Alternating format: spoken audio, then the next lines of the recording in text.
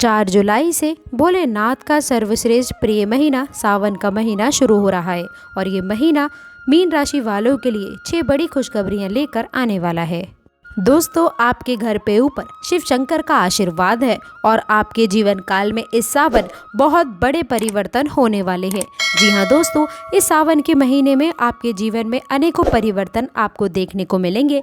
लेकिन दोस्तों, जाने अनजाने में आपके राशि वाले जातक कुछ ऐसी गलतियां कर बैठते हैं जो सावन में उन्हें बिल्कुल भी नहीं करनी चाहिए। दोस्तों, आपके जीवन में जो ये परिवर्तन है ये अनेक तरह से हो रही है, इसलिए आपसे निवेदन है कि आज की इस वीडियो को आप शुरू से लेकर अंत तक देखें और जो भी शिव शंकर के सच्चे भक्त हैं सावन के पावन महीने में उनकी कृपा पाना चाहते हैं तो सबसे पहले वो कमेंट बॉक्स पे सच्ची श्रद्धा से ओम नमः शिवाय, हे शिव शंकर हमारी रक्षा करो अवश्य लिखें। और आपसे हाथ जोड़कर एक निवेदन है कि आप सावन के महीने में अपने बच्चों के साथ शिव के मंदिर अवश्य जाएं, उनको एक लोटा जल अवश्य चढ़ाएं। तो चलिए दोस्तों, बिना देरी किए हुए बात करते हैं आपके राशि के कुछ ऐसे परिवर्तनों के बारे में जो इस सावन के महीने में होने वाले हैं और कुछ ऐसी सावधानियों के बारे में जो इस सावन के महीने में आपको रखनी बहुत आवश्यक है।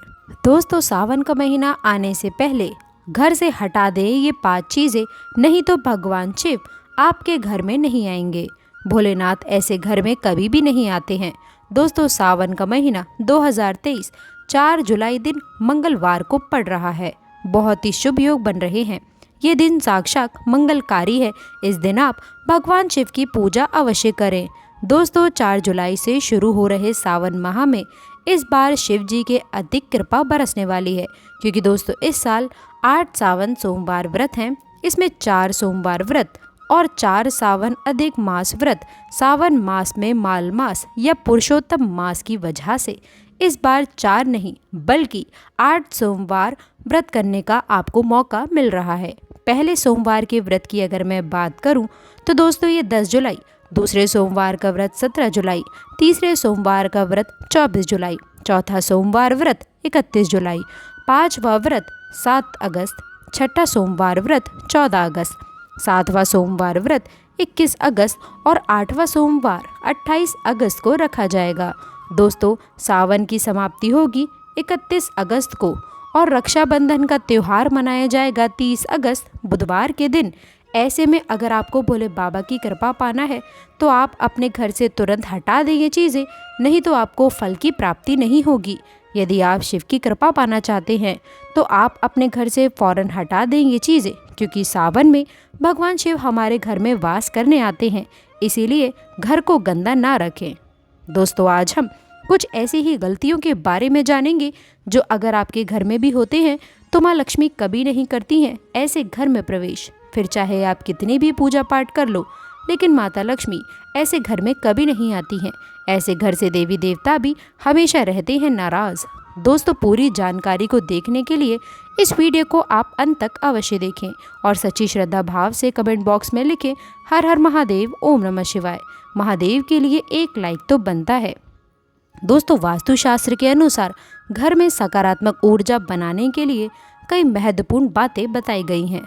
वास्तु के अनुसार घर की हर एक वस्तु नकारात्मक और सकारात्मक ऊर्जा का संचार करती है और अगर उन्हें सही स्थान पर ना रखा जाए तो ये घर में नकारात्मकता फैला देती हैं, जिसका असर बुरी तरह से घर की आर्थिक स्थिति पर पड़ जाता है और घर में कलह कलेश पड़ता है। वहीं अगर उन्हें सही दिशा में और सही स्थान पर रखा जाए तो ये घर में सकारात्मक ऊर्जा फैलाते हैं और घर में सुख शांति बनी रहती है।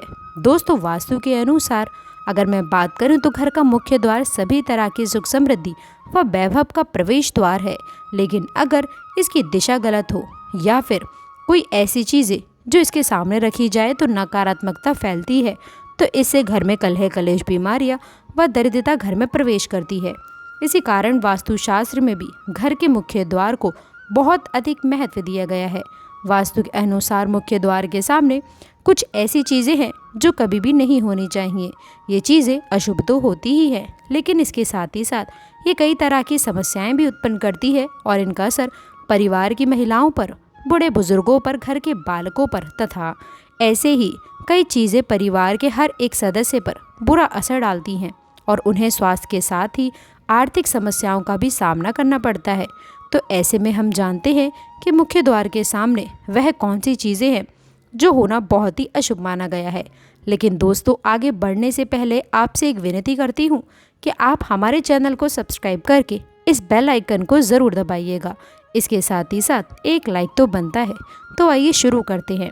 दोस्तों, नंबर 1, घर के सामने गंदे पानी का जमाव। वास्तु के अनुसार घर के मुख्य द्वार के सामने गंदे पानी का जमाव होना बड़ा ही अशुभ माना जाता है। ये वास्तु दोष का भी कारण बनता है। इसके साथ ही साथ इस गंदे पानी में कई हजार गुना बैक्टीरिया भी पनपते हैं जो परिवार के सदस्यों को बीमार कर सकते हैं। गंदे पानी का जमाव होने से हैजा, पीलिया, डायरिया तथा कैंसर होने का भी खतरा बना रहता है।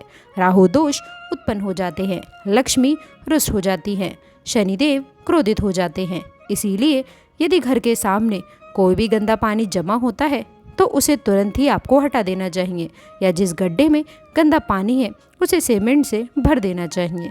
वास्तु के अनुसार इसे उचित नहीं माना जाता है। इससे धन नष्ट हो जाता है, गरीबी सर पर चढ़ जाती है।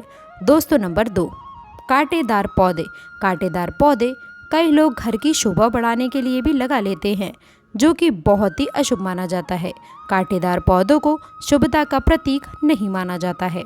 कांटेदार पौधे अगर घर के सामने लगे हों तो ये परिवार में चुभन का कार्य करते हैं और रिश्तों में भी चुभन पैदा हो जाती है। कांटेदार पौधे नकारात्मकता का कारण बनते हैं और घर के सामने या फिर घर के बगल में कांटेदार पौधे कभी नहीं लगाने चाहिए। इससे माता लक्ष्मी प्रवेश नहीं करती है, बल्कि राहु केतु घर में प्रवेश कर जाते हैं और इससे घर में कलह कलेश बढ़ता है, परिवार में नफरत पैदा होती है। इसलिए कांटेदार पौधे तुरंत ही घर से हटा दीजिए। जिस कांटेदार पौधे में फूल नहीं आता है, पत्ते नहीं खिलते, उसका घर के आसपास होना भी घोर अनर्थ माना जाता है। कांटेदार पौधे को जितना जल्दी हो सके आप अपनी भलाई के लिए तुरंत वहां से हटा दें। कांटेदार पौधे लगाने से शत्रुओं की संख्या बढ़ जाती है। दोस्तों, घर के मुख्य द्वार पर केवल खुशबूदार पौधे, तुलसी का पौधा, हरे, गुलाबी, लाल, पीले पौधे के ही लगाने चाहिए। इनकी सुगंध से माता लक्ष्मी आकर्षित होती हैं और घर में अपना वास बना लेती है। दोस्तों, नंबर 3, कूड़ादान।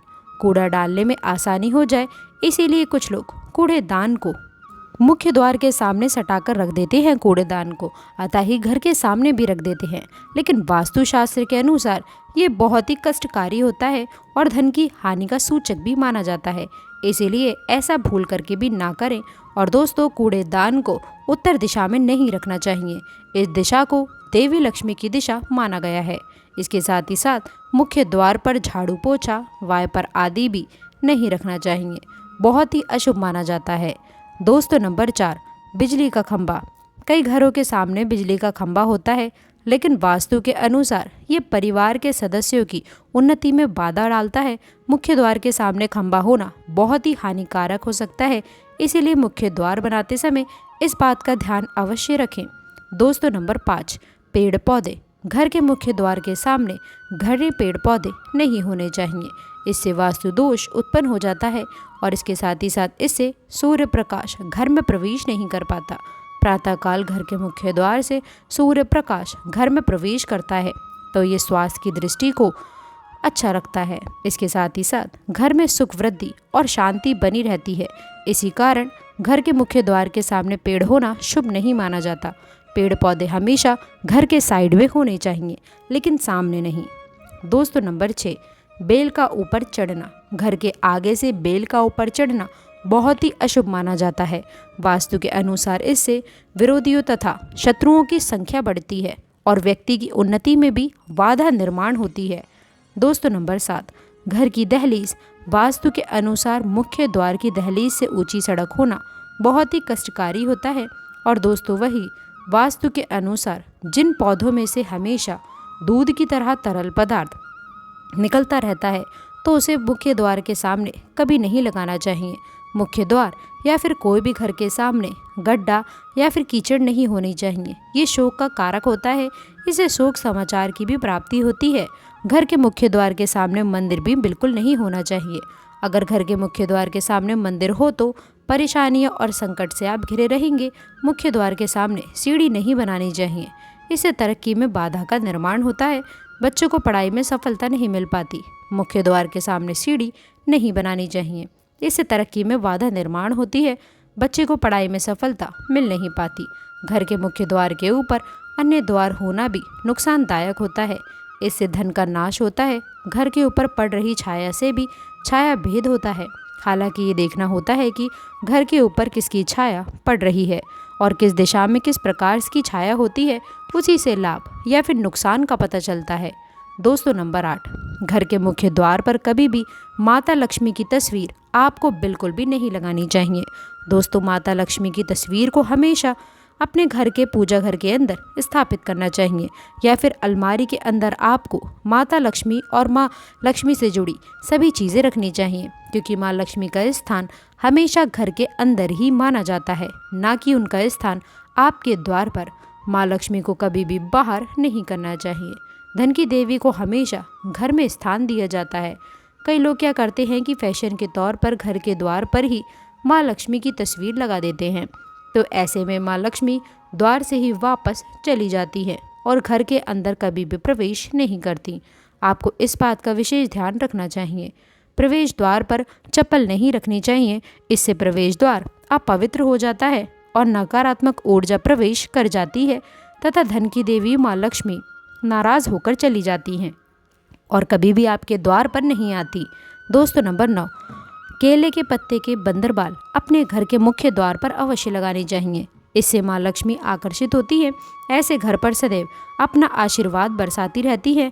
बंदरबाल के माध्यम से समझ लीजिए कि आपके जीवन के अंदर, घर के अंदर माँ लक्ष्मी यश, वैभव, कीर्ति और कुबेर के साथ प्रवेश करती हैं और आपके घर का मुख्य द्वार माला माल आपको बना देता है। घर का द्वार घर की संपन्नता के बारे में बताता है, तो भूल कर भी घर के मुख्य द्वार के आसपास आपको किसी भी प्रकार का कचरा बिल्कुल भी नहीं फैलाना चाहिए, ताकि आपको इसका सकारात्मक परिणाम देखने को मिल सके, ना कि आपको उसका नकारात्मक परिणाम झेलने को मिले।